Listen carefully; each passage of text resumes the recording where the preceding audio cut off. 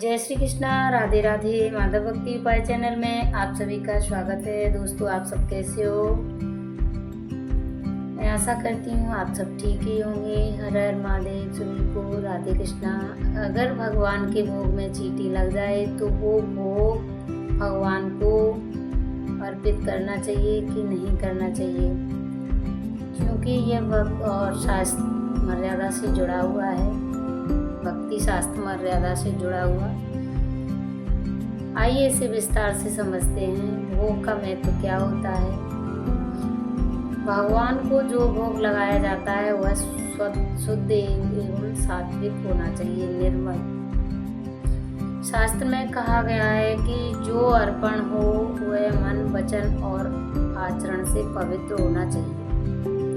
यदि भोग में चींटी लग जाए, चींटी का लगना यह बताता है कि भोग में अशुद्धि हो गई है। शास्त्रीय दृष्टि से जिस भोग में कीट, बाल, धूल, कीड़े या चींटी लग जाए वह शुद्ध माना जाता है। ऐसे भोग को भगवान को अर्पण करना उचित नहीं है, क्योंकि यह भगवान का अनादर माना जाता है। करना क्या चाहिए। यदि थोड़ा सा हिस्सा अशुद्ध हुआ है, जैसे प्लेट के किनारे पर चींटी आ गई है, तुरंत हटा दी गई है, तो उस हिस्से को निकालकर अलग कर दें।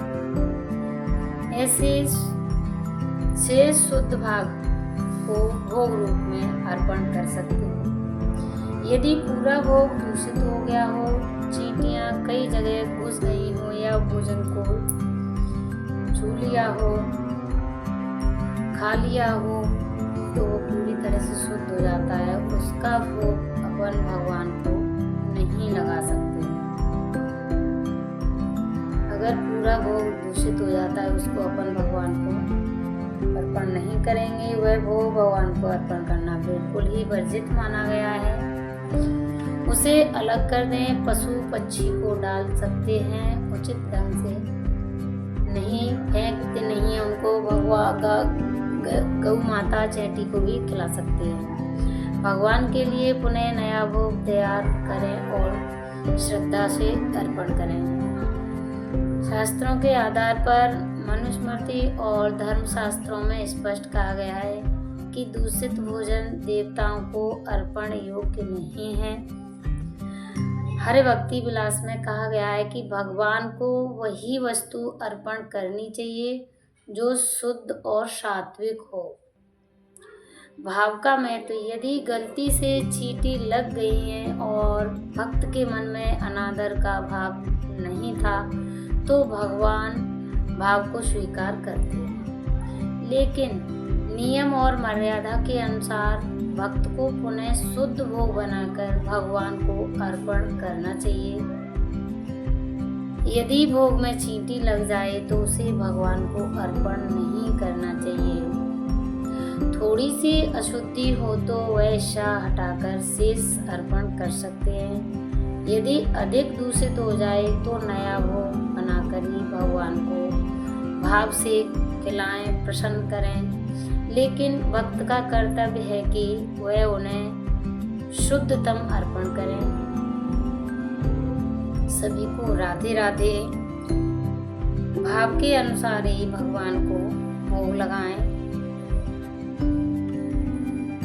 राधे कृष्णा। शास्त्रों में ये भी कहा गया है, चींटियों का आना घर की प्रसन्नता का सूचक होता है। घर में, अन्न में और मीठी चीजों में चींटियां आकर्षित होती हैं, इसीलिए इसे सामान्य खाने की वृद्धि का संकेत माना जाता है। शुद्ध सूचक है। पूजा या भोग में चींटी लगना ये दिखता है कि सावधानी और स्वच्छता में कमी है। इसका अर्थ है कि भगवान आपको याद दिला रहे हैं कि अगली बार अधिक ध्यान दें। चींटी का बार बार लगना अगर केवल एक बार हुआ तो यह सामान्य है, लेकिन अगर बार बार होता है तो इसे संकेत माना जाता है कि घर में स्वच्छता व्यवस्था का लगने के स्थान पर ध्यान देना चाहिए। शुभ या अशुभ क्या होता है? एक दृष्टि से अशुभ है क्योंकि भगवान को शुद्ध भोजन अर्पण नहीं किया जाता है। दूसरी दृष्टि से शुभ भी है क्योंकि चींटियों का आना बताते हैं कि घर में अन्न और मिष्टान का अभाव नहीं है और जीव जंतु भी प्रसाद पा रहे हैं। क्या करना चाहिए? यदि भोग में चींटी लग जाए तो उस भोग को भगवान को न लगाएं, उसे अलग रख दें। नया शुद्ध भोजन बनाकर भगवान को अर्पित करें। मन में यह भाव रखें कि केवल भगवान की ओर से सावधानी और शुद्धता का संकेत है। भगवान के भोग में चींटी लगना धार्मिक दृष्टि से अशुभ क्योंकि वह भोग अर्पण योग्य नहीं रहता है। इसीलिए भोग को तरीके से शुद्धता, साफ स्वच्छ जगह पर रखना चाहिए जिससे कि भगवान आपसे हर भोग को स्वीकार कर सकें। राधे राधे, जय श्री कृष्णा। मेरी वीडियो आप सभी को कैसी लगी? अगर वीडियो अच्छी लगी हो तो चैनल को लाइक करें, सब्सक्राइब करें। सभी को राधे कृष्णा। वीडियो के देखने के लिए बहुत बहुत धन्यवाद। इसी वीडियो और आगे भी लाती रहूँगी। राधे कृष्णा सभी को। राधे राधे।